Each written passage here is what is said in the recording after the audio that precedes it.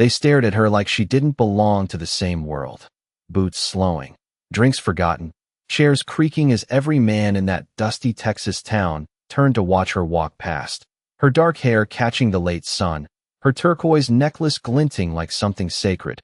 And not one of them looked away, not even when she noticed, not even when her eyes met theirs and held steady, unafraid. All except one man sitting in the shadow of the saloon porch, Caleb Whitmore, who didn't lift his gaze at all, who just kept his hat low and his hand still like he'd seen this story before and knew how it ended. A man near the bar reached out as she passed, fingers brushing her wrist too slow to be an accident, and the laughter that followed was low and ugly, the kind that sticks to the air. She didn't pull away, just turned her head slightly, eyes colder now, and that's when Caleb set his glass down, quiet, but sharp enough to cut through the noise. No gun drawn, no threats, just silence, heavy as a storm. Night came quick after that, and the town changed the way it always did. Lanterns dim, doors half closed, men gathering where they shouldn't, whispers turning into plans, and someone knocked on the door of the small room they'd given her, not to ask, not to wait. Inside, she stood still, back straight, like she'd already made peace with whatever came next.